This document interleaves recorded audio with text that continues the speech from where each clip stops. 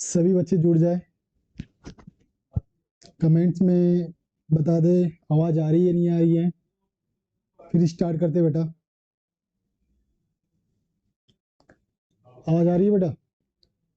हाँ, तो स्टार्ट करते हैं। जय हिंद प्यारे बच्चों, मैं यशवंत बसवनी लक्ष्य अकेडमी के ऑनलाइन प्लेटफॉर्म पर आप सभी का स्वागत करता हूँ। जैसा कि आप लोगों को पता है बेटा, हमारा पीएनएसटी का पीवाईक्यू सीरीज चल रहा है और इसमें हम लोग आज करने वाले हैं स्टैटिक फोर्स, मतलब स्थिर वैद्युतिक बल। ठीक है, और विभव के भी बारे में कुछ क्वेश्चंस करेंगे, संधारित्र के लिए भी कुछ क्वेश्चंस आप लोगों को देखने के लिए मिलेगा।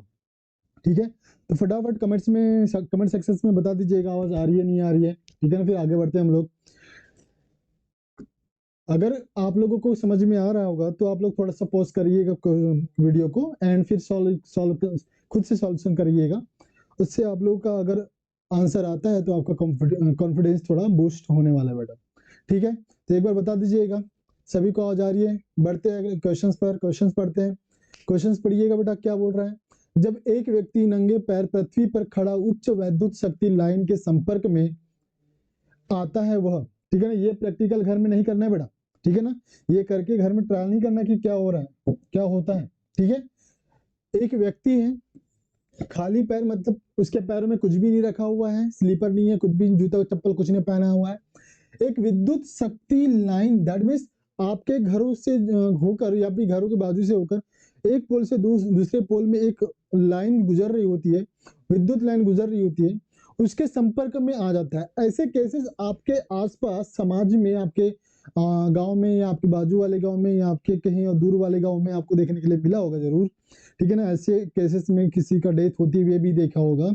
ठीक है, तो संपर्क में अगर वह आता है तो वह फील क्या करेगा, तीव्र झटका महसूस करता है, हल्का झटका महसूस करता है, कुछ ज्यादा सा झटका महसूस करता है, कोई असर नहीं होता। ध्यान दीजिएगा, इस केस में आपको जानना चाहिए पोटेंशियल, विभव क्या होता है। ठीक है, हम समझते हैं बेटा विभव क्या होता है। ठीक है, बोर्ड का कलर चेंज कर देते हैं, ये हो गया हमारा बोर्ड चेंज।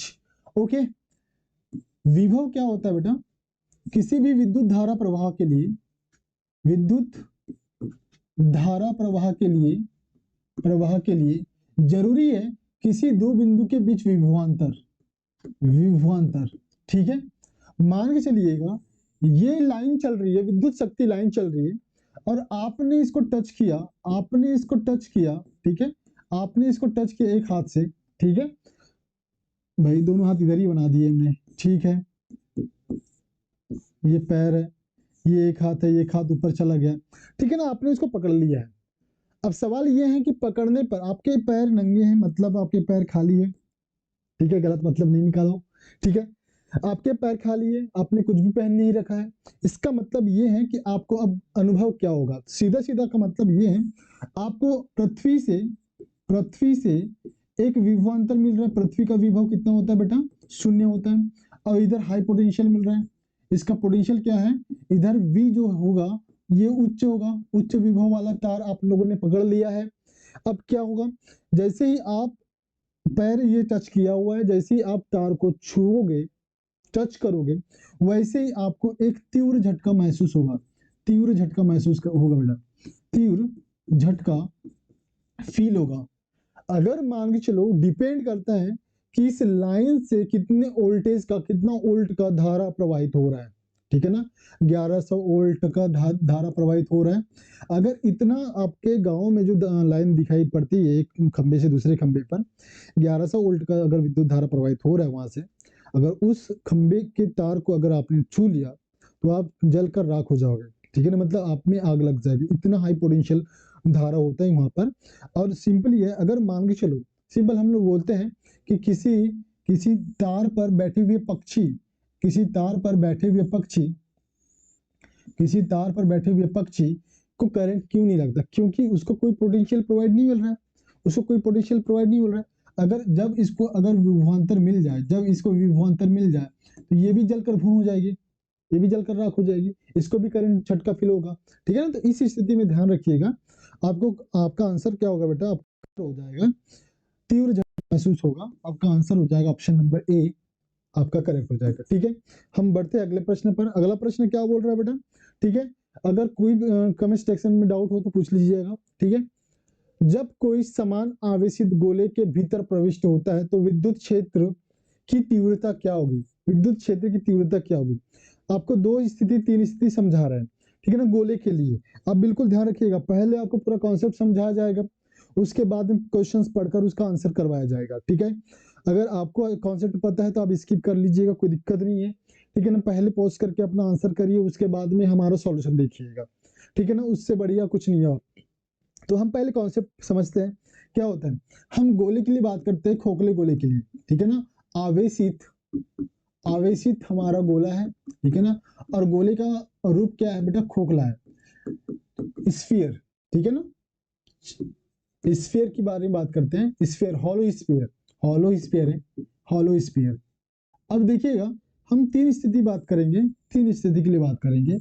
अगर गोले के लिए विभव के लिए हम बात कर रहे हैं, विभव के लिए विद्युत क्षेत्र पूछा है बेटा। हाँ, विद्युत क्षेत्र पूछा है, तो विद्युत क्षेत्र के लिए ध्यान दीजिएगा। ये इस गोले की त्रिज्या है, तो गोला सभी के लिए समान लिए हम लोगों ने, तो सभी के लिए गोले की त्रिज्या क्या लेंगे? आर लेंगे। त्रिज्या क्या लेंगे? आर लेंगे। अब जब हमारे जो आर है, ये जो बिंदु पी लिए हो, जिस पर हम लोग ने विद्युत क्षेत्र की तीव्रता, इंटेंसिटी ऑफ इलेक्ट्रिक फील्ड निकाला है, वो अगर इसकी त्रिज्या से बड़ी हो तब विद्युत क्षेत्र की तीव्रता हो जाएगी 1/4πε0। ठीक है ना, Q अपॉन में R square, small R square. Done है, स्मॉल आर स्क्वायर। मतलब आपने इस बिंदु से इस बिंदु P पर आपने विद्युत क्षेत्र की तीव्रता निकाला, मतलब यहां से यहां तक की दूरी क्या ली आपने? स्मॉल आर लिए।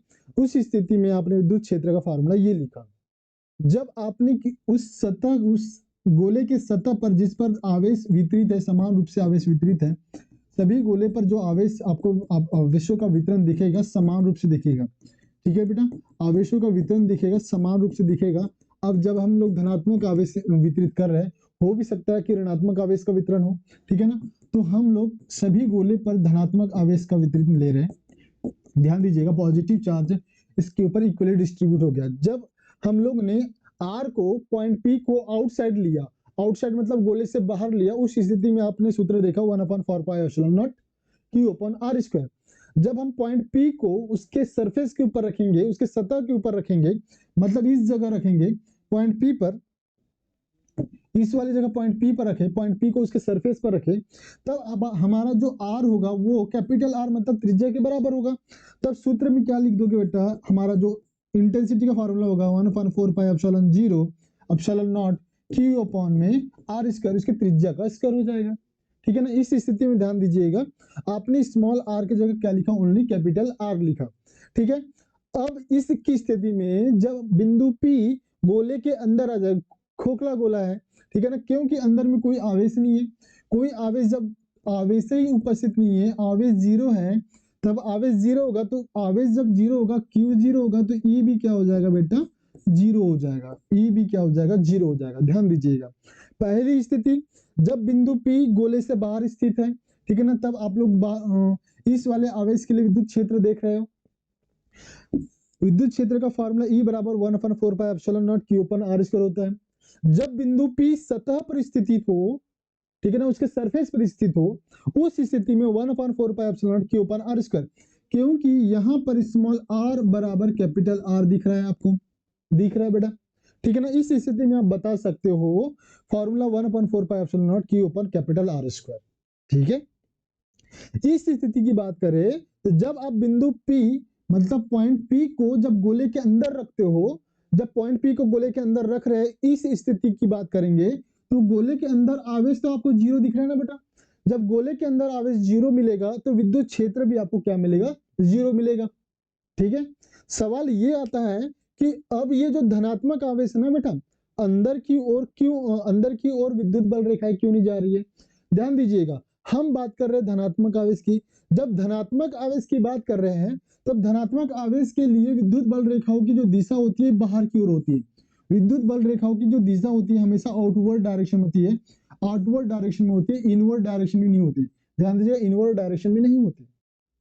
ठीक है, तो सर ये बताइए, इसका मतलब ये है कि अगर गोले के ऊपर ऋण आवेश रखेंगे, अगर गोले के ऊपर ऋण आवेश रखेंगे, अगर गोले के ऊपर ऋणात्मक आवेश को वितरित कर दे, अगर गोले के ऊपर ऋणात्मक आवेश का वितरित कर दे, तो क्या अभी भी मतलब अब बल रेखाओं की दिशा अंदर की ओर होगी, बल रेखाओं की दिशा अंदर की होगी। तो बेटा ध्यान दीजिएगा, ध्यान दीजिएगा, है ना। स्वाभाविक सी बात है, अगर ऋण आवेश ले रहे हो तो विद्युत बल रेखाओं की दिशा अंदर की ओर हो जाएगी, डायरेक्शन अंदर की ओर हो जाएगा, ठीक है ना।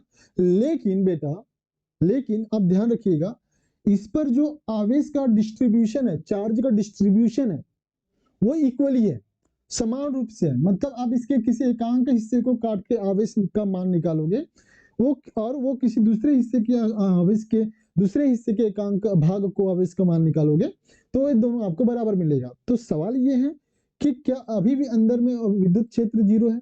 हाँ बेटा, क्योंकि ध्यान दीजिएगा, अगर मैं इसके बारे में, इस वाली लाइन के बारे में बात करूं, ये वाली लाइन इसको कैंसिल करेगा, ये वाली लाइन इसको कैंसिल करेगा, तो हर लाइन एक दूसरे पर आके टकराएंगे। ऐसा मान सकते हैं टकरा रहे हैं, लेकिन ऐसा हो रहा होता है सभी लाइन एक दूसरे के ऊपर आके मीट करेंगे, कहाँ, सेंटर के ऊपर, ठीक है ना। और सभी एक दूसरे को क्या करेंगे, कैंसिल आउट करेंगे, क्योंकि सभी लाइन की जो स्ट्रेंथ है, शक्ति है, वो बराबर है, ठीक है। केंद्र से सभी के सभी समान दूरी पर है, जब समान दूरी पर है तो सभी की स्ट्रेंथ क्या होगी, समान होगी, पहली चीज। तो जैसे हम लोग ने धन आवेश के लिए बात करें, धन आवेश के लिए चाहे किसी गोले के ऊपर धन आवेश का वितरण हो, पॉजिटिव चार्ज का डिस्ट्रीब्यूशन हो या निगेटिव चार्ज का डिस्ट्रीब्यूशन हो, अंदर मतलब खोखले गोले के अंदर आपको विद्युत क्षेत्र की तीव्रता क्या मिलने वाली है बेटा, विद्युत क्षेत्र की तीव्रता क्या मिलने वाली है, 0 मिलने वाली है। विद्युत क्षेत्र की तीव्रता क्या मिलेगी, 0 मिलेगी। डन है यहाँ तक, ठीक है। आई बात समझ में। हम प्रश्न पढ़ते हैं, प्रश्न फिर से आ जाओ टॉपिक पे। कोई समान आवेशित गोले के भीतर प्रविष्ट करे, ठीक है ना, समान आवेशित गोला है, ठीक है ना। यहाँ पर एक चीज को मिस कर दिया, खोखला गोला होगा हमारा, क्या होगा, खोखला गोला है ना बेटा, खोखला गोला होगा। उसी स्थिति में भीतर प्रविष्ट होता है, उसी विद्युत क्षेत्र की तीव्रता क्या होगी, सभी यहाँ बढ़ती है, ऐसा तो हो ही नहीं सकता, घटती है, सभी नहीं हो सकता, सभी बिंदुओं पर समान होती है। हमने अभी ये देखा कि सभी बिंदुओं पर समान, मतलब अगर इस बिंदु की, सभी बिंदुओं की बात करूं तो सभी बिंदुओं पर विद्युत क्षेत्र आपको शून्य मिलेगा बेटा।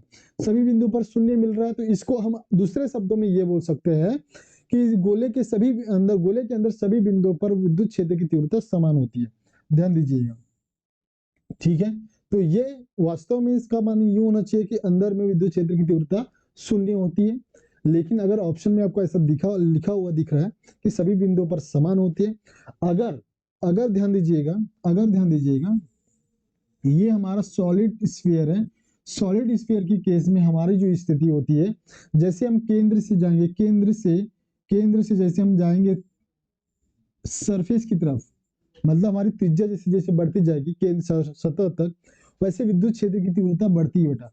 अगर हमारा गोला ठोस टाइप का है, तो स्फीयर अगर सॉलिड है, तब अगर हम लोग केंद्र से सरफेस की ओर बढ़ेंगे तो विद्युत क्षेत्र का मान बढ़ेगा बेटा, ठीक है ना। और सरफेस से जैसे जैसे दूर जाएंगे, अब इधर से जैसे जैसे दूर जाएंगे, उस स्थिति में बेटा हमारा जो विद्युत क्षेत्र का मान क्या हो जाएगा, घटते जाएगा। इसके लिए ध्यान दीजिएगा, ग्राफ बहुत बहुत इंपॉर्टेंट होता है, ग्राफ भी समझ लेते हैं। आंसर आपका ऑप्शन नंबर सी होगा, आंसर क्या होगा, ऑप्शन नंबर सी आपका करेक्ट होगा। हम और एक पॉइंट को समझ लेते हैं, ठीक है। इसके लिए ग्राफ के बारे में बात करेंगे, खोखले गोले के लिए, खोखले गोले के लिए, खोखले गोले के लिए ग्राफ के लिए बात करेंगे, ठीक है। ग्राफ के बारे में बात करें, यहां तक आपका, ठीक है। त्रिज्या के बराबर, त्रिज्या के बराबर आपका जो ये 0 होता है, त्रिज्या के बराबर आपका 0 होगा, मतलब ये ले लो। चलो इसको अच्छे से कर लेते हैं बेटा, ये मिट रहा है बार बार, ठीक है। ये आपका 0 होगा, यहां से आपका जैसे गोले से बाहर चलते हो, इसको देखो ना बेटा, इसको यहां पर बना लेते हैं ना, ठीक है। ध्यान दीजिएगा इसके बारे में, यहां से यहां तक तो 0 है विद्युत क्षेत्र की तीव्रता। अब जैसे गोले के बाहर जाएंगे तो विद्युत क्षेत्र की तीव्रता क्या हो जाएगी बेटा, घटते चले जाएगी, ठीक है ना। तो ये आपको खोखले गोले के लिए ग्राफ आप देख सकते हो विद्युत क्षेत्र के लिए, मतलब ये है दूरी हमारा और ये है विद्युत क्षेत्र ई, ठीक है। अब जब मैं ठोस गोले के लिए बात कर रहा हूँ, ठोस गोले के लिए सॉलिड स्फीयर के बारे में बात करेंगे, सॉलिड स्फीयर के लिए बात करेंगे। तो सॉलिड स्फीयर के लिए बात करेंगे तब क्या होगा, जब त्रिज्या से इधर जाएंगे, जब त्रिज्या से इधर जाएंगे, त्रिज्या के बराबर जाएंगे, त्रिज्या के बराबर जाएंगे, तब हमारा जो विद्युत क्षेत्र की तीव्रता बढ़ेगी। और जैसे हम लोग सरफेस से दूर चले जाएंगे तो हमारी विद्युत क्षेत्र की तीव्रता क्या होगी, घटते चली जाएगी। क्लियर है? इस बात के लिए दोनों ग्राफ को इंपॉर्टेंट समझिएगा। ग्राफ से कई बार क्वेश्चन आ जाता है, डायरेक्ट ग्राफ ही आ जाता है, तो ध्यान रखिएगा दोनों ग्राफ को, है ना। ठीक है, हम बढ़ते अगले प्रश्न पर। अगला प्रश्न हमारा क्या बोल रहा है बेटा, आई होप आपको समझ में आ गया। समझ में आ गया तो यस सर बोलिए, ठीक है ना, थम्स अप दीजिएगा। ठीक है, हाँ हो सकता है कहीं डाउट हो तो आप लोग डाउट के लिए भी कमेंट्स कर दीजिएगा, कोई क्वेश्चंस में डाउट हो, और आंसर भी करते जाइएगा बेटा, खुद से आंसर करते जाएगा, मुझे आंसर देखना है कमेंट्स बॉक्स में, ठीक है ना। कमेंट बॉक्स में आंसर देखते चलना है बेटा, कमेंट बॉक्स में आंसर पहले अपना करते जाइएगा। इसके लिए आंसर करिए, दो आवेश -10 कूलम है +10 कूलम है, एक दूसरे से 10 सेंटीमीटर दूरी पर है बेटा, इनको जोड़ने वाली रेखा के मध्य बिंदु पर विभव। इसके लिए आंसर करिए बेटा, आंसर क्या होता है, ठीक है, इसका आंसर करिएगा। दो आवेश दिया हुआ है, ठीक है ना, आवेश दिया हुआ है, पहले Q1 -10 कूलम होता है, और Q2 बराबर कितना दे रखा है बेटा, +10 कूलम। ठीक है ना, मुझे समझाने के लिए मैं बारीकी से समझाऊंगा, एक एक स्टेप को लेके समझाऊंगा। आपको थोड़ा फास्ट करना है, माइंड कैलकुलेशन ज्यादा से ज्यादा करना है, ताकि आंसर जल्दी से जल्दी आ जाए, ठीक है ना। इस बात का ख्याल रखिएगा आप लोग, ठीक है। ज्यादा से जितना ज्यादा आप माइंड कैलकुलेशन करोगे और जितना ज्यादा कॉपी पेन चलाओगे उतना फास्ट आपका आंसर आने वाला है बेटा, ठीक है। पहले इसका आंसर करिए आप कमेंट बॉक्स में क्या होता है। तो दो आवेश, मतलब पहला आवेश दिया है -10 कूलम, दूसरा आवेश दिया है +10 कूलम, एक दूसरे से दोनों कितनी दूरी पर रखा हुआ है बेटा, 10 सेंटीमीटर पर। क्योंकि 10 सेंटीमीटर है, सेंटीमीटर को हम मीटर में बदलते हैं बेटा, इसको चेंज कर दिए, कोई दिक्कत नहीं है, सेंटीमीटर को मीटर में बदलेंगे, -2 मीटर हो जाएगा। ये कितने दूरी पर रखा हुआ है, 10 सेंटीमीटर दूरी पर रखा है। इनको जोड़ने वाली रेखाओं के मध्य बिंदु पर विभव कितना होगा। सिंपल है बेटा, सिंपल सवाल है, ओरल सवाल है, झटके में इसका आंसर आ सकता है बेटा, ठीक है ना। जैसे ही आप इसको पढ़ो उसका आंसर आपको आपकी जुबान पर आ जाना चाहिए, ठीक है। तो हमारा आंसर कौन सा हो जाएगा, 0 हो जाएगा, 0 हो जाएगा। क्यों बेटा, क्यों, क्योंकि पहली बात, विभव हमारा कौन सा राशि है, विभव कौन सा राशि है, ये कमेंट बॉक्स में आंसर करिए, विभव कौन सा राशि है, ठीक है ना। स्केलर है या वेक्टर है, सदिश राशि है या अदिश राशि है, ठीक है ना, कमेंट बॉक्स में आंसर करिए। फिर हम लोग सॉल्यूशन में बताते हैं, आपको बता रहे हैं बेटा, ठीक है ना। दो आवेश दिया हुआ है -10 कूलम, ठीक है ना, और +10 कूलम, प्लस कितना बेटा 10 कूलम, ये दोनों एक दूसरे से 10 सेंटीमीटर पर रखे हुए हैं।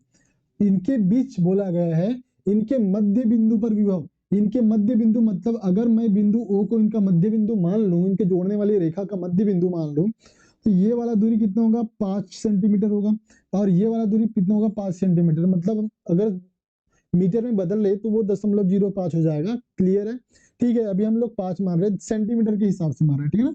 पूरा दूरी कितना बेटा, 10 सेंटीमीटर, पूरा दूरी कितना है, 10 सेंटीमीटर।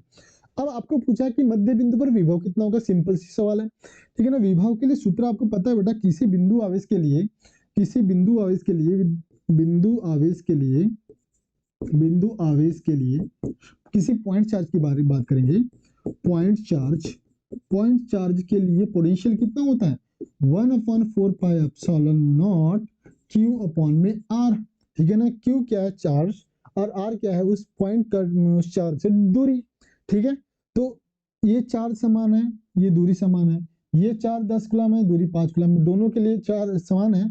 तो हम यहाँ पर अगर मैं नेट बोलूं तो ये माइनस ये हो जाएगा ना बेटा, +V और -V दोनों बराबर है, तो आंसर क्या मिलेगा, आंसर क्या मिलेगा, यहाँ पर 0 मिलने वाला है।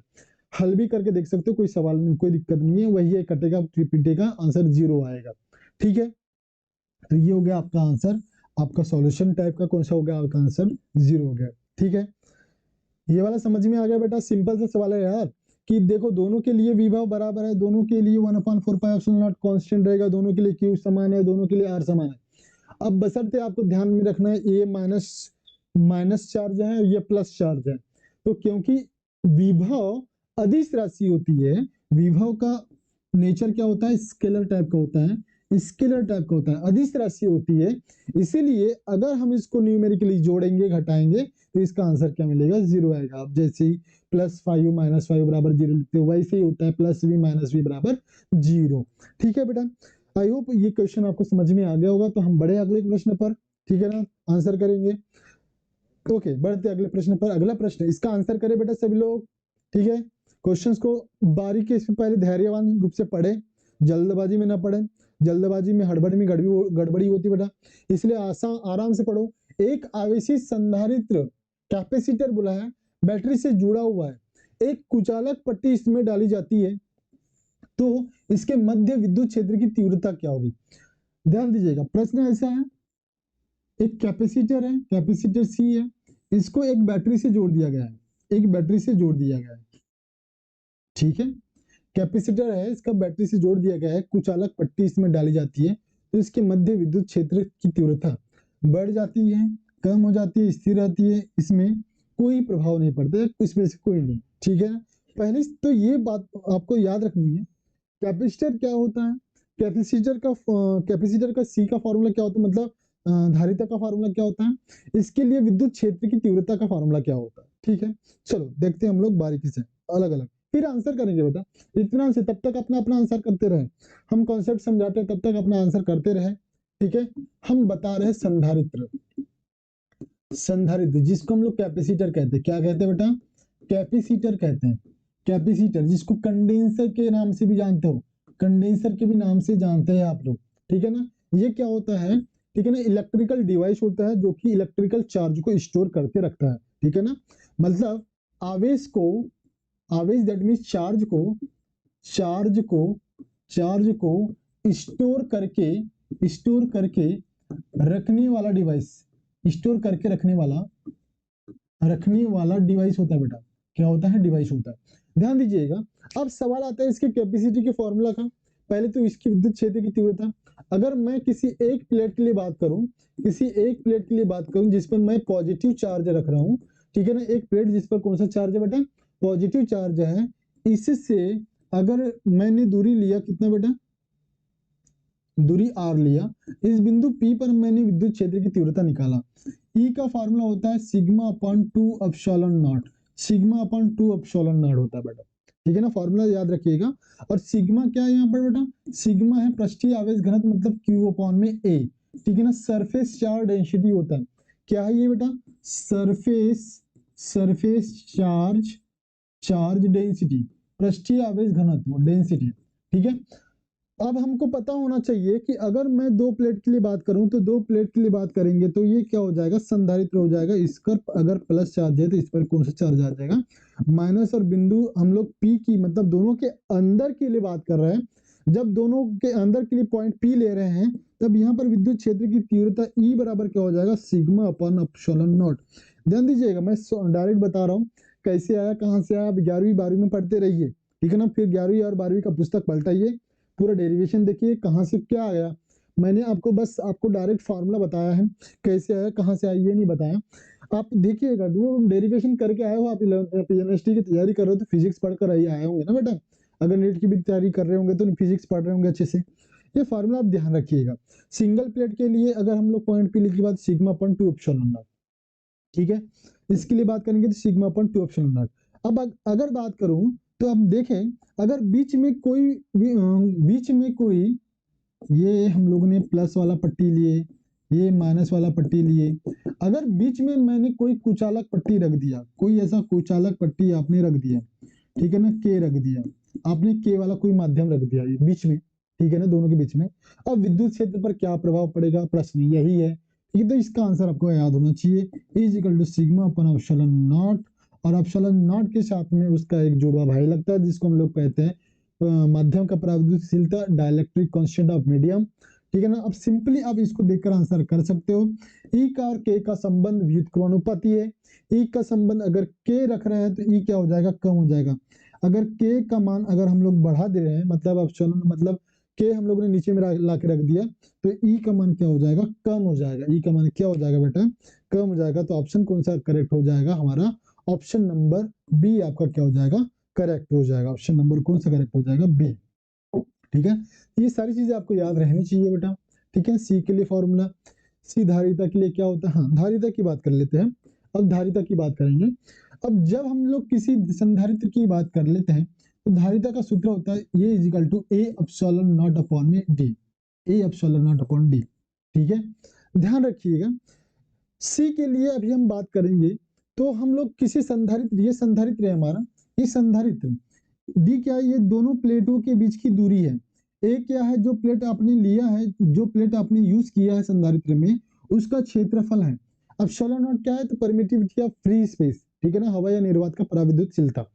ठीक है, अगर मान के चलो माध्यम के लिए, ये हवा या निर्वात की होगी, हवा या निर्वात के लिए आप ये सूत्र यूज करोगे। अब जब माध्यम रख दिए बीच में, किसी पट्टी का रख दिए, तो ये हो जाएगा सी, पूरा पूरा माध्यम रख दिया है ना, एप्सिलॉन नॉट के अपॉन में डी। ठीक है, तब क्या हो जाएगा, ये हवा, ये माध्यम के लिए जिसका पराविद्युतशीलता कितना है बेटा, ये माध्यम जिसका पराविद्युतशीलता के है। ठीक है, तब ये सूत्र तो किस किस पर डिपेंड कर रहा है, डी पर डिपेंड कर रहा है, सी का मान डी पर डिपेंड कर रहा है, ए पर डिपेंड कर रहा है, ठीक है ना, और के पर डिपेंड कर रहा है, माध्यम की पराविद्युतशीलता पर डिपेंड कर रहा है। ठीक है, विद्युत क्षेत्र की तीव्रता किस पर डिपेंड करता है, केवल केवल पृष्ठीय आवेश घनत्व के ऊपर, ठीक है ना, या आवेश के ऊपर निर्भर करता है, या उसके क्षेत्रफल पर निर्भर करता है, दूरी पर निर्भर नहीं करता, इस बात का ध्यान रखेंगे। ठीक है ना, अगर दूरी को बढ़ाकर दुगुना कर दे या दूरी को बढ़ाकर हाफ कर दे, आधी कर दे, उस स्थिति में अगर प्रश्न आएगा तो विद्युत क्षेत्र की तीव्रता समान बनी रहेगी। अगर हमने प्लेट का क्षेत्रफल वही रखा, प्लेट का क्षेत्रफल वही रखा, अगर उसकी दूरी, बीच की दूरी भी सेम रखा, वही रखा, चेंज नहीं किया, सॉरी सॉरी, अगर हमने क्षेत्रफल वही रखा, आवेश वही रखा, ठीक है, अगर दूरी को आधी कर दे, अगर दूरी को आधी कर दे, d/2 कर दे, या दूरी को डबल कर दे, अगर पूछता है इस स्थिति में विद्युत क्षेत्र की तीव्रता कितनी होगी, डबल, टिबल, ठीक है ना, 2 गुना, 3 गुना, या आधी हो जाएगी। ठीक है, तो इसी स्थिति में बेटा ध्यान रखिएगा, विद्युत क्षेत्र की तीव्रता प्रभावित नहीं होगी, क्योंकि इसका मान दूरी पर निर्भर नहीं करता। ठीक है, आई होप आपको प्रश्न समझ में आएगा, आ गया होगा। जितने भी आपको एडिशनल कॉन्सेप्ट दिया जाता है बेटा, उसको नोट करते रहे, प्रश्न लिखे, प्रश्न के साथ में उसका आंसर करें, उसके साथ में आप एडिशनल करके, एक्स्ट्रा करके आप उसको नोट करते चले। ठीक है ना, जब आप उसको रिवाइज करोगे तो आपको सारा का सारा टॉपिक एक बार फिर से रिवाइज होगा। ठीक है, हम बढ़ते अगले प्रश्न पर। अगला प्रश्न क्या बोलता है बेटा, एक समानांतर पट्ट संधारित्र को एक बैटरी से जोड़ा जाता है, पट्टी का हो, आवेश के परिमाण में क्या प्रभाव होगा, उनके बीच की दूरी घटा दी जाए तो। ठीक है बेटा, क्या बोल रहे हैं, आवेश के परिमाण में क्या प्रभाव होगा, सिंपली बात कर रहे हैं बेटा। ठीक है, ये दो प्लेट है, एक प्लेट पे पॉजिटिव चार्ज, एक प्लेट पर नेगेटिव चार्ज होगा, दोनों के बीच की दूरी डी ले रहे हैं हम, दोनों की दूरी, बीच की दूरी क्या ले रहे हैं बेटा, डी ले रहे हैं। अब बात ध्यान रखिएगा बेटा, दोनों को, इसको हमने बैटरी से जोड़ दिया है, इसको कैसे जोड़ दिया है, बैटरी से जोड़ दिया है, बैटरी से जोड़ दिया, बैटरी के पॉजिटिव टर्मिनल और निगेटिव टर्मिनल से जोड़ दिया है। ठीक है, ये प्लस है, माइनस है। पट्टिकाओं के आवेश के परिमाण पर क्या परिवर्तन होगा यदि उनके बीच की दूरी घटा दी जाए। ध्यान दीजिएगा, अभी ये बोले, अगर C की बारे में बात करूं, C is equal to A epsilon not upon में D होता है बेटा। अगर उनकी दूरी घटा दी जाए, उनकी दूरी घटा दी जाए, उनकी दूरी कितनी घटा दी जाए, अगर मैं उसकी दूरी को आधा कर दूं, ध्यान दीजिएगा, उसकी दूरी को आधे कर दे तो क्या हो जाएगा बेटा, धारिता बढ़ जाएगा, धारिता बढ़ जाएगा। धारिता किस, धारिता का मान क्या हो जाएगा, C is equal to Q upon V लिखते हो। अगर धारिता बढ़ेगा तो आवेश का मान भी क्या हो जाएगा, बढ़ जाएगा। ठीक है ना, इस बात का ध्यान रखिए। तो ऑप्शन कौन सा करेक्ट हो जाएगा, ऑप्शन नंबर ए आपका क्या हो जाएगा, ध्यान दीजिए। डी को घटाएंगे, डी और सी के बीच में संबंध कैसा है, व्युत्क्रमानुपाती का, ये सूत्र आपको पिछले वाले क्वेश्चन में बता दिया, व्युत्क्रमानुपाती का संबंध है। अगर इसको कम करें, डी को कम करें, तो सी का मान क्या हो जाएगा, बढ़ जाएगा। इस वाले फार्मूले पर आ जाओ, C बराबर Q अपन V पढ़े हो आप लोगों ने। अगर C का मान बढ़ाएंगे तो चार्ज का, आवेश का भी मान क्या हो जाएगा, बढ़ जाएगा, क्योंकि आवेश और धारिता, सॉरी, दोनों अनुक्रमानुपाती संबंध में रख रहे हैं, डायरेक्टली प्रोपोर्शनल में है। और सिंपल ही है ना बेटा, धारिता क्या है, उनके बीच में आवेश को स्टोर करने की एक डिवाइस है। ठीक है ना, अब बात ये आ रही है, हमने दूरी को आधी कर दी है, हमने घटा दिए, उनके बीच को पास, उनको पास पास में रख दिया, उनको पास पास में रख दिया, धारिता बढ़ा दी। धारिता बढ़ाने का मतलब ही यही है, हम ज्यादा से ज्यादा आवेश उस पर और डाल सकते हैं, आवेश का भी मान क्या हो जाएगा, बढ़ जाएगा। तो कौन सा करेक्ट ऑप्शन होगा, ऑप्शन नंबर ए। अब देखते हैं अगला क्वेश्चन, अगला क्वेश्चन क्या बोल रहा है, जल वाष्प के एक उदासीन अणु का विद्युत द्विध्रुव कितना है बेटा, विद्युत द्विध्रुव कितना है, 6.4 10 पर रिंग। हाँ, मतलब P का मान, पी का मान कितना है 6.4 गुणित 10⁻30, ठीक है ना, coulomb into metre, centimetre, centimetre आघूर्ण सेंटीमीटर बोला है, हाँ सेंटीमीटर। धनात्मक और ऋणात्मक आवेशों की दूरी H2O के अणुओं में लगभग, ध्यान दीजिएगा H2O की बारे में बात करेंगे, H2O की बारे में बात करेंगे। हाइड्रोजन पे 2+ होता है, ऑक्सीजन पर 2- होता है, ठीक है ना, 2- है 2+, एक माइनस और एक प्लस का जो मान होता है बेटा कितना होता है, एक माइनस या एक प्लस का मान कितना होता है, कितना होता है आपको पता है, 1.6 × 10⁻19 कूलम, ठीक है ना। अगर दो के लिए बात करेंगे +2e की बात करेंगे तो कितना हो जाएगा, 16 दूनी 32, मतलब 3.2 × 10⁻19 कूलम। ये आवेश का मान हो गया, आवेश मतलब Q बराबर आपको इतना दिख गया। अब आप लोग सीधा सीधा बोला गया उनके बीच की दूरी पूछा, उनके बीच की दूरी है ना बेटा, एक आवेश अणु के विद्युत ध्रुव 6.4 × 10⁻30 आवेश आघूर्ण सेंटीमीटर, ध्यान दीजिएगा यहाँ पर ये है आघूर्ण का मतलब, यहाँ पर आपको मात्रा में थोड़ा सा मिसप्रिंट हो गया है, इसके लिए माफी चाहते हैं, ठीक है ना, हम सुधार दे रहे हैं इसको, कोई दिक्कत नहीं है।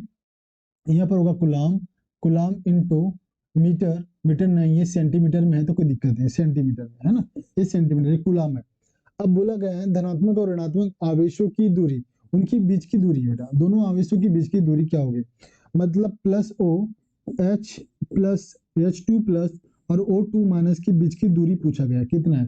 तो आपको फॉर्मूला पता है, आपको फॉर्मूला पता है तो ये कर लेते हैं बेटा, P = Q × 2L, हमको 2L ही निकालना है। पहले तो द्विध्रुव आघूर्ण समझिए क्या होता है, उसके बाद में आंसर करिए, अपना आंसर दीजिएगा, तब तक आप अपना आंसर दीजिएगा, फॉर्मूला आपके सामने है, आपको गिवन वैल्यू भी लिख दिया हूँ, P का मान और Q का मान भी लिख दिया हूँ, तब तक अपना आंसर दीजिएगा। हम कॉन्सेप्ट समझाते हैं, कॉन्सेप्ट क्या है बेटा, द्विध्रुव आघूर्ण क्या होता है, द्विध्रुव आघूर्ण क्या होता है समझिएगा, ठीक है ना। इलेक्ट्रिक डायपोल मोमेंट जिसको हम कहते हैं electric dipole moment, electric dipole moment, ठीक है ना। इस एडिशनल नॉलेज में अगर पसंद आ रहा हो तो लाइक करके जाइएगा बेटा।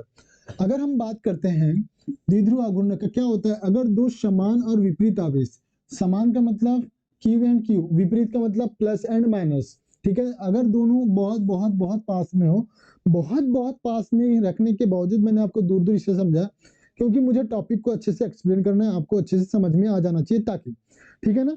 अब ध्यान दीजिएगा इतना भी क्लोज है, इतना क्लोज है कि आप उसको माइक्रोस्कोप से आइडेंटिफाई करो दोनों के बीच की दूरी को, ठीक है ना। जैसे आप द्विध्रुव का एग्जांपल ले सकते हो H2O, H2O में हमने अभी अभी प्रश्न में देखा, उसको सॉल्व करेंगे, H2+ और O2-, मैंने थोड़ा दूर करके समझा दिया बेटा, ये द्विध्रुव आघूर्ण का को रिप्रेजेंट कर रहा है, ध्यान दीजिएगा दोनों पर इक्वल चार्ज है 2 and 2, ठीक है ना, मतलब मैग्नीट्यूड फॉर्म में 2 है, 2 है, दोनों तरफ 2 है, प्लस है माइनस है। If two equal charges, two and opposite charges are placed very close to each other, that is known as electric dipole moment, electric dipole, ठीक है। एक फॉर्मूला आप ये भी देख सकते हो NaCl का, NaCl का, NaCl का Na+ और Cl-, अगर दोनों को इस प्रकार से रखे, दोनों फिक्स दूरी पर रखा हो, दोनों बहुत पास पास में रखो तो एक डायपोल को बनाएगा बेटा, डायपोल का निर्माण करेगा, ठीक है। अब हम आते हैं टॉपिक पर, दोनों के बीच की दूरी क्योंकि 2L रखा जाता है, आसानी से ध्यान रखिएगा, आप A भी रखते हो, AL भी रखते हो, ठीक है ना, X भी रखो, एज ए विश आपका जो भी इच्छा करे आप दूरी का मान रख सकते हो। 2L इसीलिए रखा जा रहा है कि आने वाले सॉल्यूशन में आपको चीजें आसान हो जाए, ठीक है ना, आने वाले जो डेरिवेशन है, सॉल्यूशन है, उसमें जो सॉल्यूशन है वो लेंदी ना बने रहे, उसको आसान बनाने के लिए उनके बीच की दूरी को क्या रखा गया, 2L रखा गया। क्योंकि आप देखोगे कि अगर +Q और -Q को अगर मैं इनके बीच की दूरी को L रखता हूं और इनके बीच की आधा दूरी को रिप्रेजेंट करूंगा तो L/2 हो जाएगा, L/2 हो जाएगा, ठीक है ना। अब L/2 को आप यूज करोगे ना बेटा, डेरिवेशन फार्मूला न्यूमेरिकल जो भी आप सॉल्व कर रहे हो, तो आपका सॉल्यूशन क्या हो जाएगा, लंबा चौड़ा हो जाएगा, लेंदी हो जाएगा, तो उसको आसान बनने के लिए अब आप यहाँ पर आधी दूरी की बात करोगे तो L हो जाएगा, इसकी आधी दूरी की बात करेंगे तो ये L हो जाएगा, ठीक है ना। तो L रखकर आप चीजों को आसान बना सकते हैं, ठीक है। ये बात हो गई, ये तो एग्जाम्पल हो गया। हम अब बात करते हैं द्विध्रुव आघूर्ण की। द्विध्रुव आघूर्ण क्या होता है, आघूर्ण क्या होता है, डायपोल मोमेंट, आघूर्ण डायपोल मोमेंट, डायपोल मोमेंट, क्या होता है बेटा, P is equal to Q into 2L। कोई एक आवेश और उनके बीच की दूरी के गुणनफल को क्या कहते हैं, द्विध्रुव आघूर्ण कहते हैं। इलेक्ट्रिक डायपोल मोमेंट कहा जाता है। इसका मात्रक आपको पता है बेटा, कूलाम इंटू मीटर होता है, क्योंकि प्रश्न में दूरी दिया हुआ है सेंटीमीटर में, तो कूलाम इंटू सेंटीमीटर में आपको आंसर देना है। अब आपको ध्यान रखना है बेटा, इनका मात्रक भी, ऐसा यूनिट भी ध्यान रखना, डायमेंशन फार्मूला भी। इसका डायमेंशन फार्मूला आप कमेंट बॉक्स में ही आंसर करें, ठीक है, डन है। अब प्रश्न में आपको दे रखा है P का मान 6.4 मल्टीप्लाई 10 की पावर माइनस 30 दे रखा है।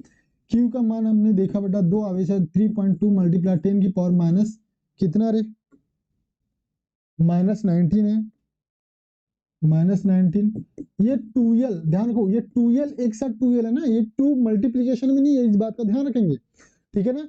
यहां से यहां तक की दूरी को हमने 2L लिया है, ठीक है, वही 2L आपको याद करना है, 2L का मान ही को बताना है बेटा। ये आ जाएगा, ये हो जाएगा 32 दूनी 64 हो जाएगा ना बेटा, और ये ऋण 19, ये कितना हो जाएगा, कितना हो जाएगा, हाँ ऋण 11, ठीक है, 11 ऋण 11, 2 गुणित 10 पर ऋण 11 आंसर आ जाएगा बेटा आपका, ठीक है। ऑप्शन कौन सा करेक्ट है, ऋण 12 दिया हुआ है, ऋण 10 ऋण 12, ठीक है, देखते हैं।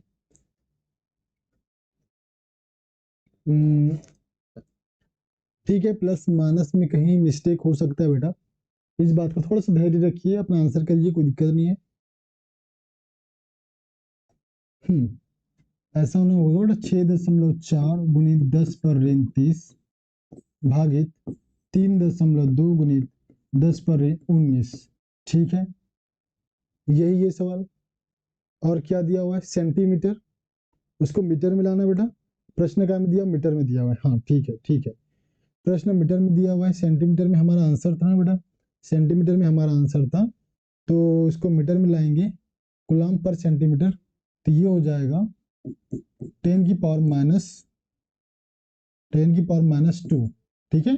द्विध्रुव आघूर्ण सेंटीमीटर में था बेटा, सेंटीमीटर में था, द्विध्रुव आघूर्ण सेंटीमीटर में, ध्यान दीजिएगा, तो हमको मीटर में लाने के लिए किसका गुना करेंगे, 10 की पावर ऋण 2 का गुना कर देंगे, ठीक है। अब आंसर आ सकता है बेटा, ये हो जाएगा 32 दूनी 64, ये हो जाएगा ऋण 11, ठीक है, ऋण 11 ऋण 2 कितना, ऋण 12 13, ये प्रश्न में है, ऋण 13, ओके, ठीक है। साथ कहीं हो सकता है मिसप्रिंट, चेक कर लीजिएगा, चेक कर लीजिएगा, इसका आंसर कमेंट बॉक्स में करिए आप लोग, कितना आंसर आएगा, ठीक है। ओके, बढ़ते हैं हम अगले प्रश्न पर, इसका आंसर कर देते हैं हम लोग। इसका आंसर क्या होगा रे, हाँ सही तो कर रहे हैं बेटा, सही कर रहे हैं ना बेटा, 6.4 10 पर ऋण 2, ठीक है, करते हैं, 30 है और 10 पर ऋण 2 मीटर सेंटीमीटर, अब एक कूलाम पर मीटर हो गया, तो ये हो जाएगा 6.4 गुणित 10 पर कितना हो जाएगा, ये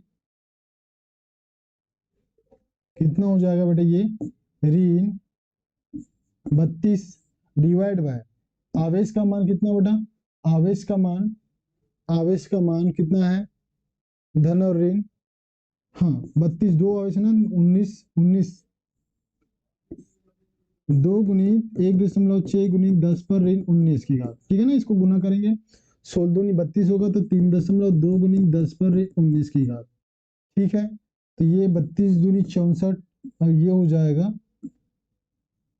2 गुणित 10 पर ऋण 13, ठीक है, ऐसे ही होगा, ठीक है ना, यही होगा सवाल में, सवाल के हिसाब से, ठीक है ना, ऑप्शन में कहीं ना कहीं मिसप्रिंट होगा, ये ऋण 12 ऋण 13 होना चाहिए मेरे हिसाब से, ठीक है, थोड़ा सा यहीं पर मिसप्रिंट हो सकता है मे भी, तो ये 2L का मान आप याद रखिएगा, 2L बराबर कितना होगा, दोनों के आवेशों के बीच की दूरी, ठीक है ना, 2 गुणित 10 पर ऋण 13 की घात, ऑप्शन नंबर बी आपका क्या हो जाएगा, करेक्ट हो जाएगा, ठीक है। अब मैच नहीं हो रहा था, हम वही करेक्ट कर लेते हैं, क्या दिक्कत है, हो सकता है ऑपरेटर भैया से मिस्टेक हो गई हो, कोई बात नहीं, होता है, ठीक है ना।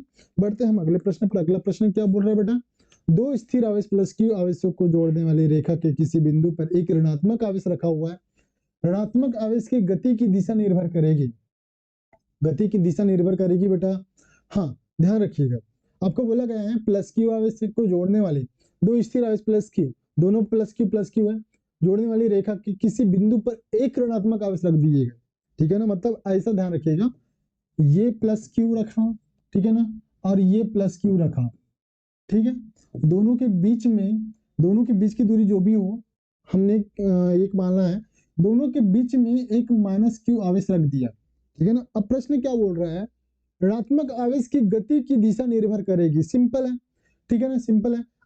ऋणात्मक आवेश की केवल स्थिति के ऊपर निर्भर करेगा नहीं, और भी बहुत सारी चीजें, इसकी गति निर्भर करेगा, इसकी गति निर्भर करेगा, इसकी गति निर्भर करेगा इनके आवेश के परिमाण पर।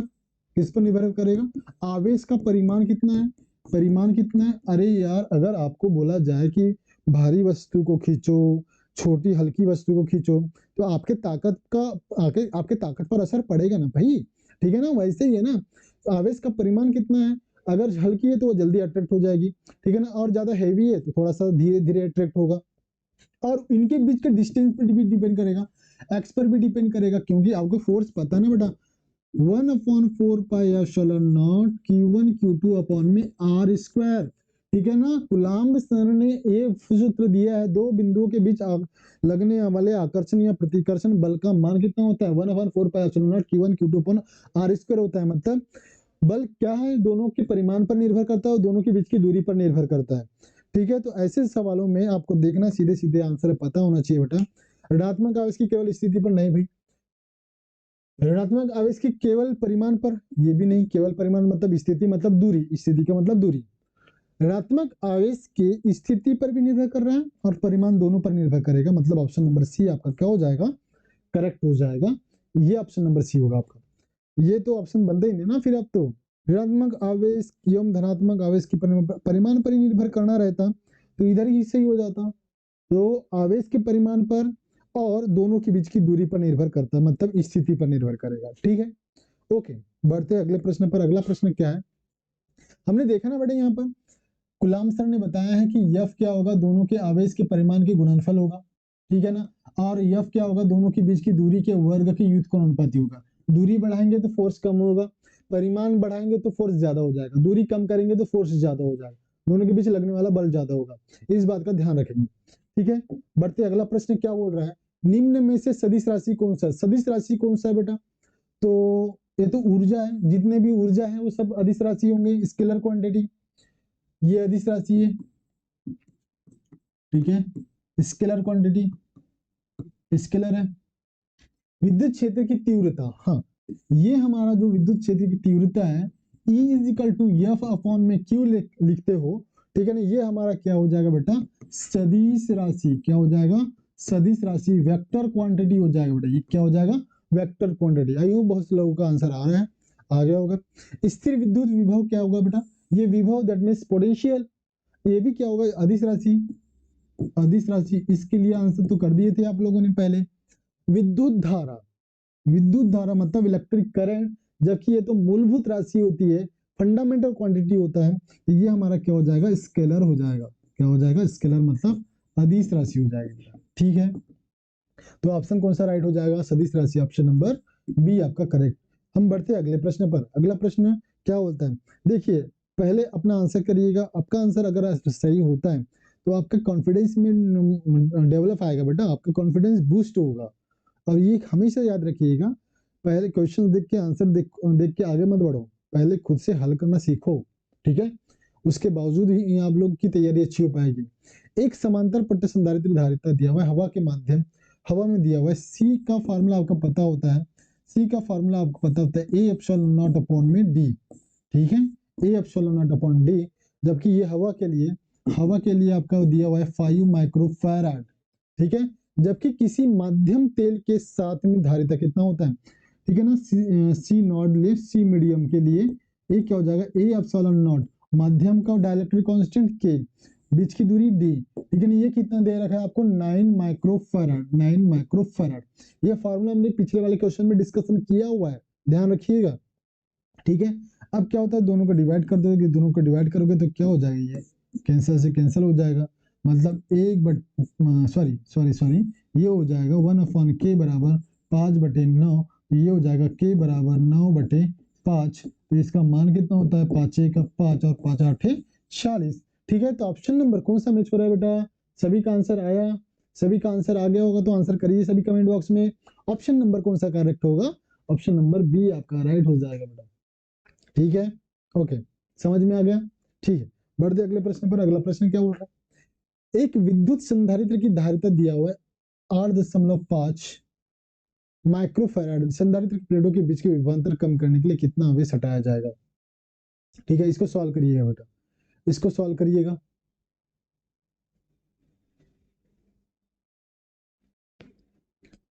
सॉल्व करिएगा बेटा। अच्छा अच्छा अच्छा, 1 मिनट रुकिए सभी लोग। ठीक है, रिकॉर्डिंग आवाज अच्छे से आ रही है बेटा? हाँ, संधारित्र की प्लेटों के बीच विभवांतर, यहाँ पर डाटा मिसिंग है बेटा, डाटा मिसिंग है, तो डाटा को हम लोग कंप्लीट कर लेते हैं। यहाँ पर बोला विभवांतर कम हो जाता है, कितना कम होता है ये मिस कर दिए गए हैं, तो यहाँ पर आ जाएगा 50 वोल्ट। कितना? 50 वोल्ट, 50 वोल्ट विभवांतर कम कर दिया जा रहा है। ठीक है ना? 50 वोल्ट विभवांतर कम करने के लिए बोला गया है कितना आवेश हटाया जाए। ठीक है, सबसे पहला तो आपको ध्यान रखना है, आपको इनिशियली कंडीशन में, ठीक है ना, अपना आंसर लाइएगा, कमेंट बॉक्स में आंसर करिएगा, फिर आप सॉल्यूशन देखिए। ठीक है ना? प्रारंभिक स्थिति की बात करें तो अगर मैं धारिता के बारे में बात करूं तो कितना है? 8.5 माइक्रोफैराड है ना बेटा। यहाँ भी चीजें मिस हो गई है, छोटी मोटी गलतियां हो जाती है, इसके लिए कोई दिक्कत नहीं है। 8.5 माइक्रोफैराड, ठीक है ना? और माइक्रोफैराड में है, इसको लास्ट में सॉल्व करेंगे फिलहाल। अभी बोला गया है चार्ज हमारा क्यू है, ठीक है। पोटेंशियल कितना है बेटा? पोटेंशियल वी कितना कम हो रहा है? ठीक, सीधे सीधा आंसर ला सकते हो, मैं सीधा सीधा डायरेक्ट आंसर बता दूं कितना होता है, फिर शॉर्ट में डिटेल में बात करेंगे कि आया कितना। ठीक है ना? आपको पता है सी कितना है? 8.5 माइक्रोफैराड। ठीक है ना? वी कितना कम हो रहा है बेटा? 50 वोल्ट कम हो रहा है। ठीक है, तो चार्ज कितना हो जाएगा बेटा? सी बराबर, आपको पता है सी बराबर क्यू अपन वी, तो क्यू बराबर कितना हो जाएगा? सी वी, दोनों का मल्टीप्लाई करो आपका आंसर आ जाएगा, दोनों का मल्टीप्लाई करो आंसर आ जाएगा। दोनों का मल्टीप्लाई करोगे तो ये हो जाएगा 5 25 की 5 हाथ क्या कितना बेटा? 2। ठीक है ना? 5 8 40 42, 425 माइक्रो कुलाम है, माइक्रो कुलाम आवेश का मान ज्ञात कर रहे हैं हम लोग। ठीक है, तो ये हो जाएगा 4.2 गुनी 10 2 5। अरे भाई यार, 425 को माइक्रो को 10 पर ऋण 6 लिख सकते हो ना भाई? ठीक है, और ये कुलाम में अब इसको लिखना है 1 अंक बाद दशमलव, मतलब 4.25 गुनी 10 पर ऋण 4 कुलाम। ऑप्शन कौन सा करेक्ट हो रहा है आपका? ऑप्शन नंबर डी आपका मैच हो जाएगा। ठीक है, ये तो वही डायरेक्ट शॉर्टकट, बिना उड़े उड़े जैसे। अब थोड़ा सा सिस्टमेटिक मेथोडोलॉजी टाइप का अच्छे से सॉल्व करते हैं। ठीक है, होता क्या है आपका, देखिएगा, आपको बोला गया है कि सी कितना है? 8.5 माइक्रो कुलाम। अगर प्रारंभिक आवेश क्यू है, प्रारंभिक वोल्टेज वोल्ट कितना है? वी नॉट है। वी नॉट का मान आपको याद रखना है बेटा। ठीक है ना? प्रारंभिक वोल्ट वी नॉट है, तो चार्ज आवेश कितना हो जाएगा? आवेश हो जाएगा Q C V naught. Clear है? अगर हम अंतिम आवेश के बारे में बात करें तो अंतिम आवेश वी कितना हो जा रहा है? वी नॉट माइनस 50 ना भाई। ठीक है ना? अगर मैंने बोला कि हमने 50 वोल्ट कम कर दिया, 50 वोल्ट कम करने के लिए आवेश का मान कितना होगा? आवेश हमने क्यूब घटाया है, आवेश क्यूब माइनस किया, क्यूब कितना, कहां से माइनस किया है? इसमें से क्यूब माइनस कर दिया, मतलब इतना माइनस करोगे तो 50 वोल्ट कम हो जाएगा विभवांतर। 50 वोल्ट विभवांतर कम करने के लिए कितना आवेश घटाया जाएगा, रिड्यूस किया जाएगा, इस स्मॉल क्यू का मान निकालना है। ओ भाई, यहाँ देखिएगा, अगर प्रारंभिक आवेश क्यू है, यहाँ से मैंने स्मॉल क्यू माइनस कर दिया, तो हमारा विभव कितना हो जाएगा? विभव कितना हो जाएगा? 50 कम हो जाएगा, तो नया विभव कितना मिलेगा? प्रारंभिक से और माइनस कर दो ना फिर, v माइनस 50। समझ में नहीं आ रहा है क्या? चलो ओके, इसको अच्छे से समझ आते हैं बेटा। ठीक है ना? अभी मान के चलो, एक हमारे पास गोला है, इस पर धारिता सी है, और इस पर आवेश है क्यू, और इस पर पोटेंशियल है वी नॉट। ठीक है, अब हमने क्या कर दिया बेटा? पोटेंशियल को घटा दिए, कितना कम कर दिए? 50 कम कर दिए। इसको 50 कम करने के लिए कितना आवेश? धारिता वही रहेगा बेटा, धारिता वही रहेगा। विभवांतर 50 कम करने के लिए आवेश कितना कम करना पड़ेगा, हमने बोला क्यू माइनस क्यू कम कर दिया, इसमें से आवेश कितना कम कर दिया माइनस क्यू, तो इस पर आवेश कितना बच जाएगा Q minus small Q, capital Q minus small Q बच जाएगा ना भाई, ठीक है ना। इतना अगर आवेश हटा दिया तो इतना इस पर कितना बच जाएगा क्यू।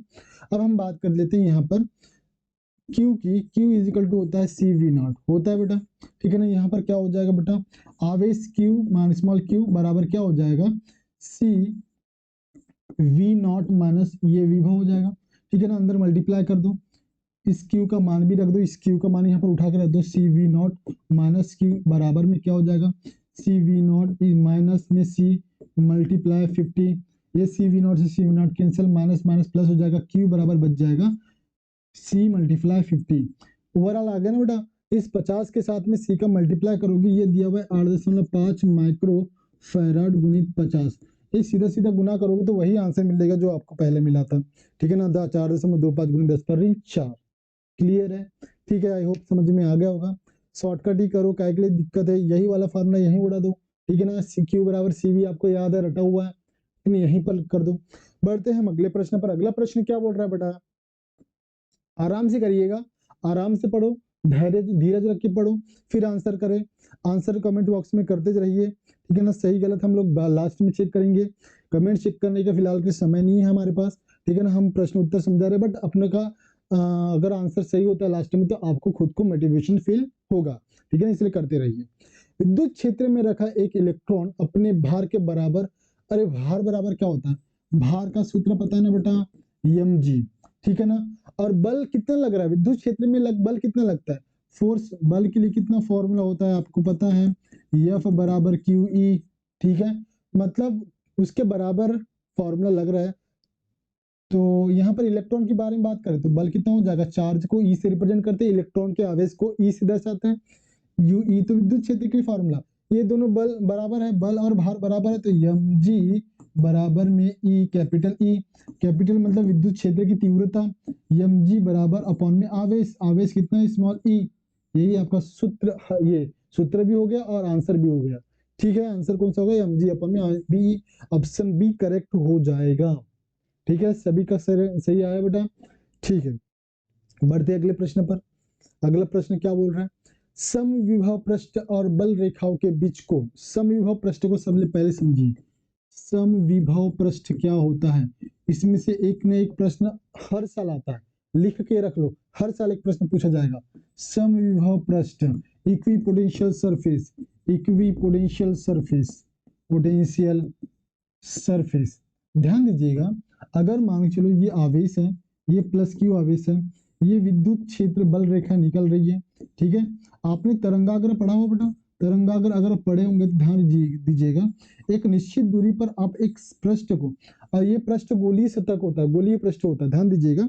अगर ये आवेश है तो इसके चारों ओर एक निश्चित दूरी पर एक विभव समविभव पृष्ठ तैयार होगा, और बहुत सारे तैयार होंगे, ऐसा नहीं कि एक ही, ठीक है ना। ऐसे बहुत सारे तैयार होते जाएंगे, मतलब समविभव पृष्ठ जहां पर विभव समान है, ठीक है ना। ऐसा पृष्ठ जहां पर विभव उसके प्रत्येक बिंदु पर, उसके प्रत्येक बिंदु पर आपको, ठीक है ना, विभव क्या मिलेगा बेटा, विभव समान मिलेगा, समान मिलेगा, ठीक है। जैसे कि मैं इस वाले समविभव पृष्ठ की बात करूं, ठीक है ना, इस वाले यहाँ से आवेश विद्युत बल रेखा इस यू निकल रही है, ठीक है ना, प्रकाश के जैसे यू निकल रही है, हमने समविभव पृष्ठ दर्शा दिए, एक केंद्र को केंद्र मतलब समान दूरी से एक केंद्र त्रिज्या मानकर हम लोगों ने एक समविभव पृष्ठ दर्शा रहे।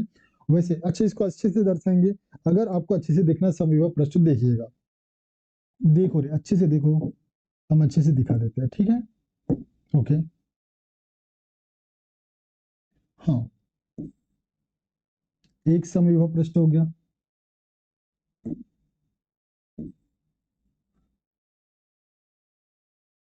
ये दूसरा समविभव पृष्ठ हो गया,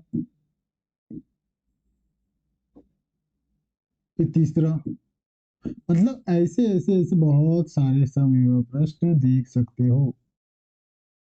ध्यान दीजिएगा इसका त्रिज्या, ओके,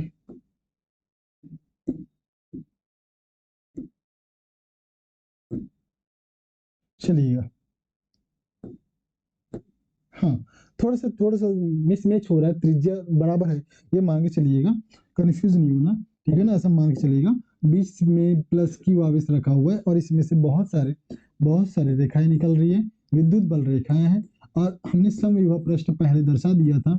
अब समविभव पृष्ठ का मतलब ऐसा होता है, इसके सारे बिंदुओं पर, प्रत्येक बिंदुओं पर बंदे, मतलब एक समविभव पृष्ठ के लिए एक उसके सभी बिंदुओं पर विभव समान मिलेगा, पहला चीज। दूसरा चीज, अब देखोगे विद्युत बल रेखाएं यूं निकल रही है, विद्युत बल रेखाएं, और विद्युत बल रेखाओं की जो, अगर मैं स्पर्श रेखा के बीच की दूरी की बात करूं तो कितने डिग्री का एंगल बन रहा है बेटा, 90 डिग्री का एंगल बन रहा है, ठीक है ना।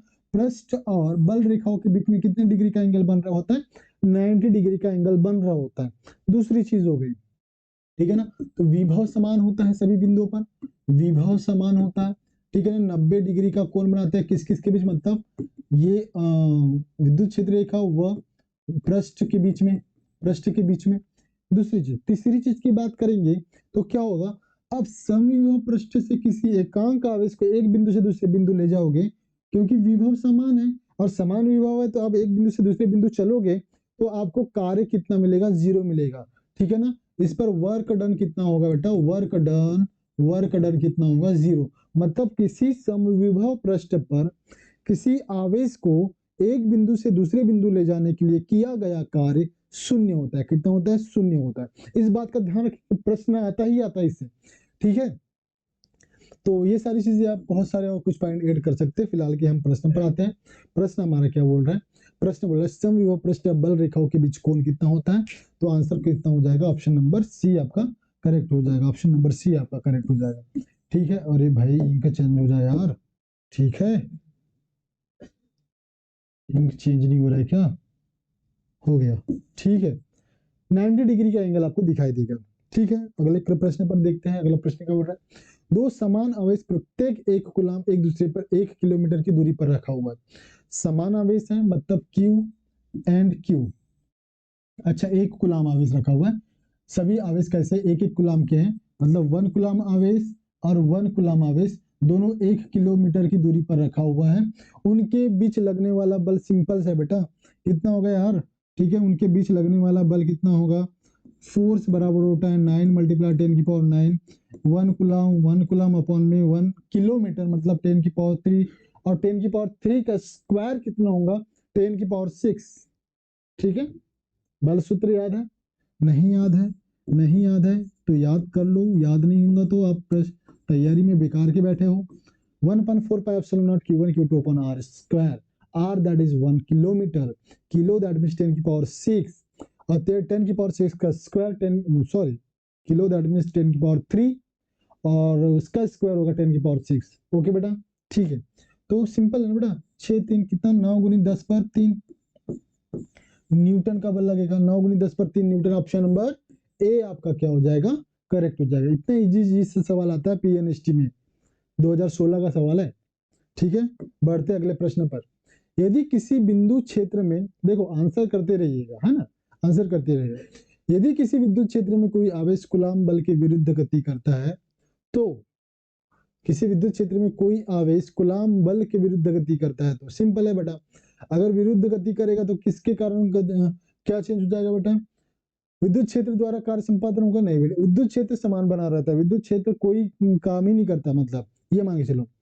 किसी बाह्य स्रोत द्वारा ऊर्जा का उपयोग किया जाता है, हाँ सही बात है, मतलब कोई अगर माध्यम रखे, ठीक है ना, अगर हम किसी दो आवेश के बीच कूलाम के विरुद्ध गति करवाए तो माध्यम मतलब एक्सटर्नल एजेंसी के कारण ही वर्क डन लगता है बेटा, बाहरी एजेंसी ही आके उस पर उसको प्रभावित करेगा, उसके बल को प्रभावित करेगा, ठीक है ना। विद्युत क्षेत्र की तीव्रता घटती है, नहीं समान बनी रहती है। तंत्र की ऊर्जा घट जाती है, नहीं ये भी बराबर रहता है। तो सीधा सीधा हम बात करेंगे, जो बाह्य स्रोत होता है, एक्सटर्नल एजेंसी होती है, उस वो उपयोग करता है इसके कार्य का। तो हम बढ़ते अगले प्रश्न पर। 1/4 पाई एप्सिलॉन नॉट का मान आपको याद है, रटा हुआ है, ठीक है। और रटा हुआ नहीं है तो यहाँ देख लो, 9 गुनी 10 पर 9 न्यूटन मीटर स्क्वायर पर कूलाम स्क्वायर, ठीक है। ये वाला फॉर्मूला याद रखिएगा, और ये वाला फॉर्मूला मतलब मात्रक, आगे वाले एक प्रश्न में मात्रक भी पूछ लिया है, ध्यान रखिए, मात्रक, ये छोटी छोटी वैल्यू, ये सब चीज याद रहना चाहिए। 17 का सवाल है ये, 2017 का, ठीक है ना, गलत नहीं होना चाहिए बेटा, छोटे छोटे सवाल आपको आंसर, आपको रैंक दिलाता है ना। फॉर्मूला आप लिखते हो फोर्स का 1/4 pi epsilon not Q1 Q2 upon में R स्क्वायर बेटा, ठीक है ना। 1/4 पाई एप्सिलॉन नॉट हम लोग बता रहे हैं, तो इसका मान होता है कि सूत्र का मान निकाल रहे हैं AF into R square Q1 into Q2, ठीक है बेटा। अब इसका मान तो आपको याद है 9 × 10⁹, अब इसका मात्रक क्या लिख लोगे बेटा, न्यूटन, और ये हो जाएगा मीटर स्क्वायर, और पर कुलाम और कुलाम, ठीक है ना, कुलाम स्क्वायर हो जाएगा बेटा, ये कुलाम स्क्वायर इसका मात्रक हो गया, ठीक है। तो ऑप्शन नंबर कौन सा राइट हो जाएगा, 9 × 10⁹ आपका आंसर है। अब मात्रक भी देख लेते हैं, अगला प्रश्न में इसका मात्रक दिया हुआ है, कुलाम के नियम अनुक्रमानुपाती नियतांक 1/4 पाई एप्सिलॉन का मात्रक क्या होता है। 2017 का यही प्रश्न 2017 में फिर से पूछ लिया, इसका सूत्र भी पूछ लिया था और इसका मात्रक भी पूछ लिया, ठीक है बेटा, ऐसे सवाल आते हैं, ठीक है। न्यूटन मीटर स्क्वायर पर coulomb square, option number C आपका क्या हो जाएगा, करेक्ट। बढ़ते अगले प्रश्न पर, एक गतिमान आवेश उत्पन्न करेगा बेटा, गतिमान आवेश ध्यान रखिएगा, और गतिमान आवेश के लिए, स्थिर आवेश के लिए और त्वरित आवेश के लिए हम कंडीशन याद रखिएगा, ठीक है ना। हम यहाँ पर आवेश की बात करें, आवेश की स्थिति की बारे में बात करेंगे। ये हो जाएगा इलेक्ट्रिक फील्ड, ये हो जाएगा मैग्नेटिक फील्ड, और ये हो जाएगा इलेक्ट्रोमैग्नेटिक वेव, इलेक्ट्रोमैग्नेटिक वेव, ठीक है। ये आप याद रखिए, कॉलम रट लीजिएगा, एक प्रश्न बनेगा ही बनेगा इससे, ठीक है। अगर आवेश स्थिर है उस स्थिति में, मतलब आवेश अगर रेस्ट में है, अगर आवेश रेस्ट में, तो केवल और केवल इलेक्ट्रिक फील्ड जनरेट होगा, ठीक है ना, मैग्नेटिक फील्ड नहीं होगा और इलेक्ट्रोमैग्नेटिक भी नहीं होगा बेटा, ठीक है। यदि आवेश v कांस्टेंट वेलोसिटी के साथ में अगर चल रही है, v कांस्टेंट वेलोसिटी के साथ में चल रही है, तो उसके साथ में इलेक्ट्रिक फील्ड भी जनरेट होगा, मैग्नेटिक फील्ड भी जनरेट होगा, क्योंकि वेलोसिटी मूविंग कंडीशन में, मूविंग चार्ज बोलते हैं ना बेटा, मैग्नेटिक वेव जनरेट नहीं होगा, इस बात का ध्यान रखेंगे, ठीक है। यदि अगर चार्ज एक्सिलरेट है, एक्सिलरेटेड चार्ज है, ठीक है ना, त्वरित चार्ज बोल दो, त्वरित आवेश है, तो तीनों इलेक्ट्रिक फील्ड भी होगा, मैग्नेटिक फील्ड वो इलेक्ट्रोमैग्नेटिक वेव भी होगा बेटा, इस बात का ध्यान रखिएगा, ठीक है। तो ऑप्शन कौन सा करेक्ट होगा, बोला क्या जा रहा है, एक गतिमान आवेश है तो क्या होगा, केवल एक विद्युत क्षेत्र नहीं, विद्युत क्षेत्र तो किसके लिए, केवल रेस्ट चार्ज के लिए, तो ऑप्शन ये गलत हो जाएगा। केवल चुंबकीय क्षेत्र नहीं, क्योंकि अगर गतिशील है तो इलेक्ट्रिक फील्ड भी जनरेट होगा और चुंबकीय क्षेत्र, मतलब दोनों जनरेट होंगे, ऑप्शन नंबर सी आपका क्या हो जाएगा, करेक्ट, ठीक है, ओके, समझ में आ गया। बढ़ते अगले प्रश्न पर, अगला प्रश्न क्या बोल रहा है, कोई आवेश जिसका मान, आवेश का मान दिया हुआ है 2 × 10⁵ कूलम, दूरी दिया हुआ है 20 सेंटीमीटर की दूरी पर रखा हुआ, विद्युत तीव्रता का मान याद होना चाहिए, 9 गुणित, अरे यार, E = 1/4 pi epsilon not Q upon में R स्क्वायर, फार्मूला याद रखना है। ये दिया हुआ 9 × 10⁹ पता है आपको, आवेश दिया हुआ है 2 × 10⁻⁵ डिवाइड बाय R स्क्वायर है बेटा, तो 20 × 20, ठीक है ना, सेंटीमीटर का स्क्वायर है, मीटर में निकालना है, क्योंकि न्यूटन पर कूलम आपको ऐसा यूनिट में यूनिट दिया हुआ है, ठीक है। तो 10 की पावर क्या हो जाएगा, ये -4, सेंटी 10 की पावर -2 होता है, उसका वर्ग 10 की पावर -2 होगा, बस ध्यान रखिएगा, है ना। ओके, कैंसिल आउट करते हैं, 2 0 से 2 0 कैंसिल, तो यहाँ बचा 10 की पावर -2, ठीक है, ये ऋण 2 ऋण 3, 10 की पावर -3 बचा बेटा, और ये 6 9 और 3 ऋण 3, 10 की पावर कितना बचा यहाँ पर 6, ठीक है, और 1 2 से 1 2 कैंसिल, ये हो जाएगा 4.5, 4.5 गुणित 10 पर कितना बेटा यहाँ पर 6। देखो काटना पीटना है, बस जोड़ना घटाना गुना भाग आपको आना चाहिए, नहीं आ रही है तो आप इरादा बदल लो, सीधा सीधा कह लूंगा, ठीक है ना, खड़ी भाषा में। 4.5 गुणित 10 पर 6, ऑप्शन कौन सा करेक्ट हो जाएगा, ऑप्शन नंबर ए आपका करेक्ट हो जाएगा। बढ़ते अगले प्रश्न पर, एक धनात्मक आवेश द्वारा समविभव सतह पर गति करने के लिए किया गया कार्य, ये फिर से मैंने बता दिया था, अगर कोई समविभव पृष्ठ है, ठीक है ना, उसके एक बिंदु से दूसरे बिंदु चल रहे हो, बिंदु ए और बिंदु बी पर एक किसी क्यू आवेश को लेके चल रहे हो, तो कार्य कितना होगा, 0 होगा, क्योंकि ध्यान दीजिएगा विभवांतर 0 है, डेल वी कितना है, 0 है, तो हमने बोला था V = W/Q, जब V 0 तो W भी क्या हो जाएगा, 0 हो जाएगा, मतलब वर्क डन क्या हो जाएगा, 0, ऑप्शन नंबर डी आपका क्या होगा, करेक्ट। बढ़ते अगले प्रश्न पर, खाली गोलीय चालक के अंदर विभव का मान, ध्यान दीजिएगा, इसके लिए विभव की बात करते हैं, अगर ये एक तीन स्थिति की बात कर रहे हैं, ठीक है, तीन स्थिति की बात कर रहे हैं, अगर इससे एक, इसकी त्रिज्या आर है, सभी की त्रिज्या आर ले रहे हैं, इसकी भी त्रिज्या आर ले रहा हूँ, ठीक है ना, इस पर आवेश ले लेते हैं, खाली खोखला है तो खोखला पर आवेश दोगे तो ये समान रूप से क्या हो जाएगा, वितरित हो जाएगा, पूरा पॉजिटिव चार्ज इक्वली क्या हो जाएगी बेटा, इक्वली डिस्ट्रीब्यूट हो जाएगी बेटा, ठीक है, इक्वली हमने क्या कर दिया, इसको डिस्ट्रीब्यूट कर दिया, ठीक है। अब ध्यान दीजिएगा, अगर मैंने बोला इसके लिए अगर पॉइंट पी पर विभव निकालना है जो कि गोले से बाहर है, तो वी का फॉर्मूला याद हो जाएगा, याद रख लो, 4 pi epsilon not Q upon में आर, ठीक है ना, ये आर क्या है बेटा, ये केंद्र से इसकी दूरी है, ठीक है ना, इसी आर को अगर हम कहाँ पर रख दें, सरफेस पर रख दें, तो ये हो जाएगा 1/4 pi epsilon not Q upon में कैपिटल आर, क्योंकि यहाँ पर स्मॉल आर क्या है, कैपिटल आर के बराबर, यहाँ पर क्या था बेटा, स्मॉल आर कैपिटल आर से बड़ी है बेटा, ध्यान दीजिएगा, कैपिटल आर बस यहीं तक है ना, ठीक है। और यहाँ की बात करें जब स्मॉल आर कैपिटल आर से छोटा हो, मतलब कोई बिंदु पी है जो कि गोले के अंदर रखा हुआ है, गोले के अंदर अगर रखा हुआ तो विभव समान होगा, विभव प्रत्येक बिंदु पर समान होगा बेटा, क्यू अपॉन में स्मॉल आर, विभव प्रत्येक बिंदु पर आपको क्या मिलेगा, समान, निश्चित होगा। ऑप्शन कौन सा करेक्ट हो जाएगा, ओ भाई कहाँ चल रहे, ऑप्शन कौन सा होगा, श्योर निश्चित, ऑप्शन नंबर ए आपका क्या हो जाएगा, करेक्ट हो जाएगा, हिस्सा भी बाकी सब ये सब गलत है, सब गलत है सब। बढ़ते अगले प्रश्न पर।